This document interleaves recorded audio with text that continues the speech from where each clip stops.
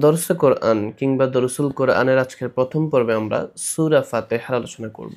দর্শক, আমরা ধারাবাহিকভাবে এই পর্ব একেবারে শেষ পর্যন্ত করব ইনশাআল্লাহ। আমরা আজকে দরসুল কোরআন নামক একটি সিরিজ শুরু করছি ইনশাআল্লাহ। এই সিরিজে আমরা সূরা ফাতিহা থেকে সূরা নাস পর্যন্ত প্রত্যেকটি সূরা আলোচনা করব। প্রত্যেকটি সূরার প্রত্যেকটি আয়াতের শানে নুজুল এবং বিভিন্ন বিষয় বিস্তারিত আমরা আলোচনা করার চেষ্টা করব ইনশাআল্লাহ। আপনারা আমাদের সাথেই থাকবেন, আমাদের জন্য দোয়া করবেন। চলুন আজকে প্রথম পর্ব শুরু করছি সূরা ফাতিহা দিয়ে। সূরা ফাতিহা এই শব্দের অর্থ হলো ভূমিকা। প্রত্যেকটি কিতাবের ভূমিকা থাকে, কোরআনের ভূমিকা হলো সূরা ফাতিহা। যেহেতু কোরআন মাজিদ এই সূরার মাধ্যমে শুরু হয়েছে, তাই সূরাটির নাম আল্লাহ রাব্বুল আলামিন আল ফাতিহা বা ফাতিহাতুল কিতাব রেখেছেন, অর্থাৎ কোরআন মাজিদের ভূমিকা রেখেছেন। সুবহানাল্লাহ ওয়া বিহামদিহি। আবার এই সূরাটির বেশ কয়েকটি নাম রয়েছে। এক নাম্বার হলো উম্মুল কোরআন, প্রসিদ্ধ একটি নাম আপনারা জানেন। এরপর 2 নাম্বার আশ-শাফিয়া, 3 নাম্বার সাবহে মাসানি, 4 নাম্বার হামদ, 5 নাম্বার তালিমুল মাসআলা, 6 নাম্বার মুনাজাত, 7 নাম্বার কোরআনে আসি। এছাড়াও আরো বেশ কিছু নাম বিভিন্ন কিতাবের মধ্যে পাওয়া যায়। এবার আমরা জানবো নাজিলের সময়কাল। কোন সময় সূরা ফাতিহাটি নাজিল হয়েছে?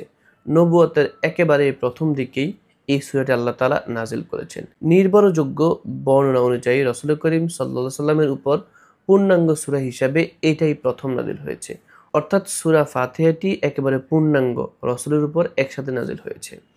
আপনারা জেনে থাকবেন, কোরআন একেবারে নাজিল হয় নাই, পূর্বের যুগের কিতাবের মতো একেবারে নাজিল হয় নাই, অর্থাৎ একসাথে পুরো কোরআন নাজিল হয় নাই।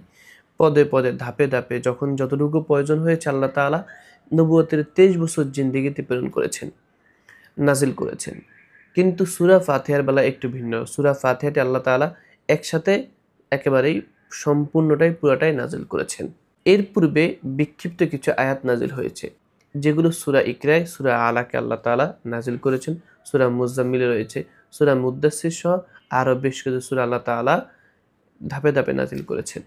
নবুয়তের প্রথম দিকেই সূরা ফাতিহা আল্লাহ তাআলা নাজিল করেছেন। এবার আমরা জানবো যে এই সূরাতে কোন বিষয়বস্তুর দিকে আলোচনা করা হয়েছে।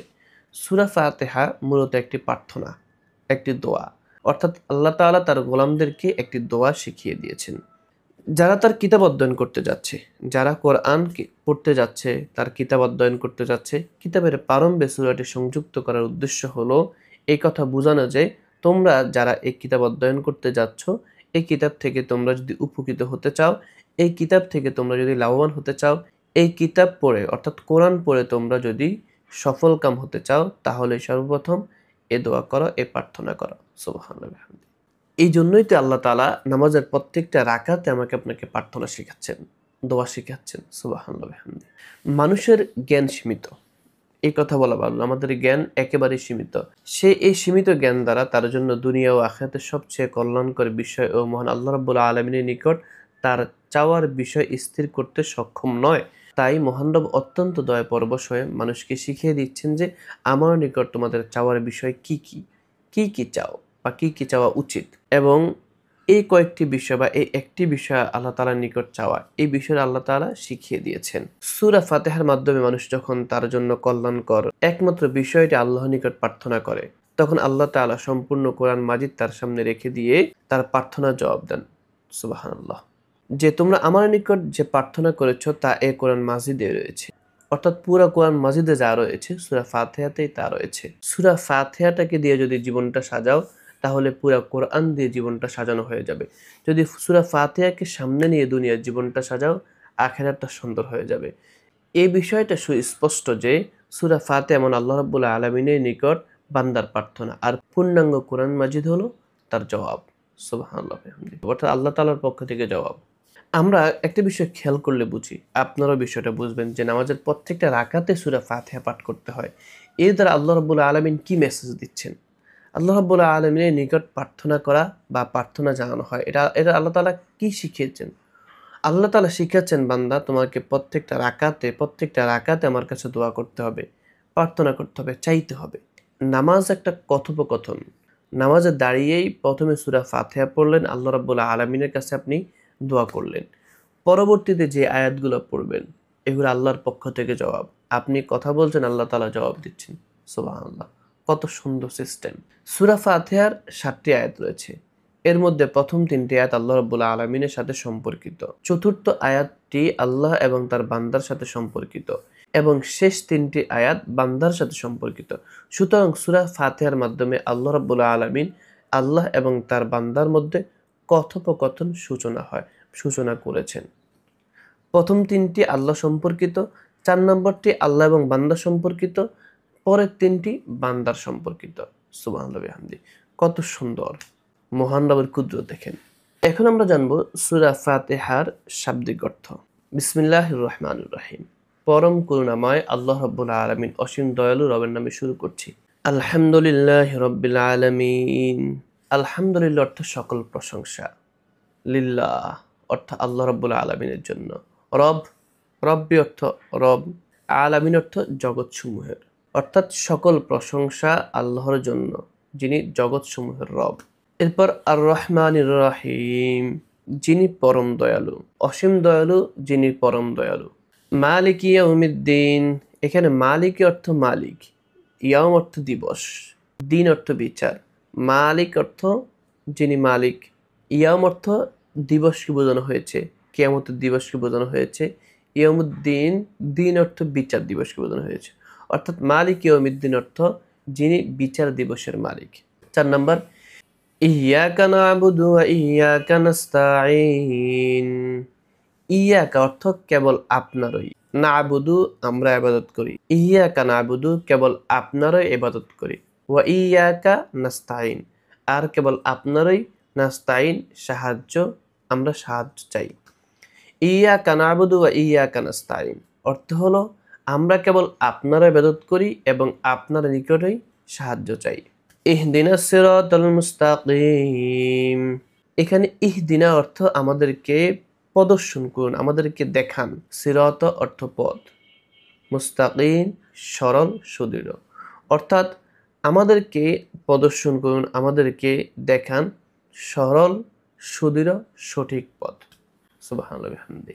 সিরাতাল্লাযীনা আন'আমতা আলাইহিম, সিরাত অর্থ পথ, আল্লাযীনা অর্থ তাদের, আন'আমতা আপনি নেয়ামত দিয়েছেন, অর্থাৎ সিরাতাল্লাযীনা আন'আমতা আপনি যাদেরকে নেয়ামত দিয়েছেন, আলাইহিম যাদের উপর, অর্থাৎ তাদের পথ, যাদের উপর আপনি নেয়ামত দিয়েছেন, নেয়ামত দান করেছেন, তাদের পথ, যাদের উপর আপনি নেয়ামত দিয়েছেন তাদের পথ।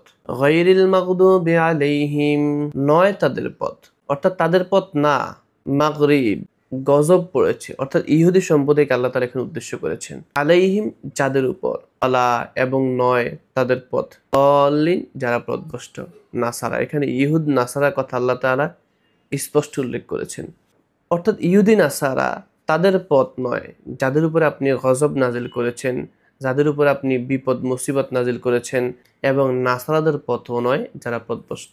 যেহেতু 5 নম্বর আয়াতে আমরা আল্লাহ রাব্বুল আলামিনের কাছে সহজ সরল পথ চেয়েছি, পরবর্তী 2 আয়াতে আল্লাহ তাআলা এখানে নেয়ামত প্রাপ্ত দলের পথ প্রদর্শনের কথা বলেছেন, আর যারা গজব প্রাপ্ত ইহুদ নাসারা তাদেরকে থেকে আল্লাহ তাআলা ফানাহ চাইতে শিখিয়েছেন। আশা করি 7টি আয়াতের সংক্ষিপ্ত শাব্দিক ব্যাখ্যা তাফসীর আপনারা বুঝতে পেরেছেন। আমরা সূরা ফাতিহার তাফসীর করছি, আশা করি আপনারা এতটুকু বুঝতে পেরেছেন। এবার আমরা জানবো সূরা ফাতিহার শিক্ষণীয় কয়েকটি বিষয়। 1 নম্বর, প্রত্যেকটি ভালো কাজের শুরুতে আমাদেরকে বিসমিল্লাহ পাঠ করতে হবে, মন্দ কাজে বিসমিল্লাহ পাঠ করা হারাম, বুঝবেন। এখন কেউ ভালো কাজ করবে বিসমিল্লাহ পড়বে, এটা সুন্নাহ, এটা জায়েজ, কিন্তু কেউ যদি খারাপ কাজ করে তাহলে বিসমিল্লাহ পড়া হারাম। আপনারা একটু খেয়াল করলে বুঝতে পারবেন, অনেক সময় অনেক ভিডিও সামনে চলে আসে যে কেউ খারাপ কাজ করছে, সে ইনশাআল্লাহ বলছে, আলহামদুলিল্লাহ বলছে, বিসমিল্লাহ পড়ছে। একজন লোক সিনেমা বানাচ্ছে, সে বলছে আলহামদুলিল্লাহ সিনেমা অনেক ভালো হয়েছে, আবার বলছে ইনশাআল্লাহ সিনেমা অনেক ভালো হয়েছে, আবার বলছে ইনশাআল্লাহ লিভ টুগেদার নর্মালাইজ হয়ে যাবে, আবার বলছে ইনশাআল্লাহ আমাদের সিনেমা অনেকগুলো হল পাবে। এই সকল হারাম কাজে, কাজটা হারাম, সেখানে ইনশাআল্লাহ বলা, বিসমিল্লাহ বলা, আলহামদুলিল্লাহ বলা, এটা ঈমান চলে যাওয়া, মুরতাদ হয়ে যাওয়ার আশঙ্কা রয়েছে। এই সকল কথাই প্রমাণ করে এরা যে মুরতাদ। তো আমরা জানলাম একটি শিক্ষণীয় বিষয়, সেটা হলো ভালো কাজের শুরুতে অবশ্যই বিসমিল্লাহ পড়তে হবে। কোনো হারাম কাজ, খারাপ কাজের শুরুতে বিসমিল্লাহ পড়লে ঈমান চলে যাবে।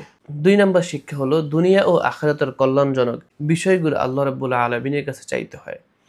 তবে সবচেয়ে মূল্যবান ও সবচেয়ে প্রয়োজনীয় যা সদা সর্বদা চাইতে হয় তা হলো হেদায়াত তথা পৃথিবীতে আল্লাহর নির্দেশিত পথে চলার জন্য জ্ঞান, যোগ্যতা, পথপন্থা, শক্তি ও সাহস, ধৈর্য ও নিষ্ঠা, এই কয়েকটি বিষয়কে একসাথে হেদায়াত বলে। এরপর প্রতিদিন নামাজ তথা নামাজের প্রতিটি রাকাতে সূরা ফাতিহা পাঠের বাধ্যবাধকতার মাধ্যমে আমরা এই শিক্ষাই পেয়ে থাকি। 3 নাম্বার শিক্ষা, পার্থিব জীবনেও কারো কাছে কিছু চাওয়ার প্রয়োজন হলে তা চাইতে হবে শালীন ভাষায় এবং দাতার মধ্যকার বিদ্যমান গুণাবলীর প্রশংসাসূচক কথা বলতে হবে। প্রথমে দাতার মধ্যকার বিদ্যমান গুণাবলীর প্রশংসাসূচক কথা বলতে হবে, প্রশংসা করতে হবে, অতঃপর তার কাছে প্রার্থিত বিষয় পেশ করতে হবে। এখানে একটি হিকমত উল্লেখ করেছেন আল্লাহ তাআলা। প্রথমে আপনি যদি কারো কাছে কোনো কিছু চান, তাহলে চাইতে হবে শালীন ভাষায় এবং যিনি দাতা তার প্রশংসা করতে হবে, এরপর তার কাছে চাইতে হবে। আশা করি বুঝতে পেরেছেন। আল্লাহ রাব্বুল আলামিন সকলকে সহি বুঝ দান করুক। দরসে কোরআনের প্রথম পর্বে আজকে আমরা সূরা ফাতিহার তাফসীর করেছি। আশা করি বুঝতে পেরেছেন। আমাদের জন্য দোয়া করবেন, আমাদের সাথেই থাকবেন। আল্লাহ রাব্বুল আলামিন সকলকে সহি বুঝ দান করুক। আমিন। আসসালামু আলাইকুম ওয়া রাহমাতুল্লাহি ওয়া বারাকাতুহু।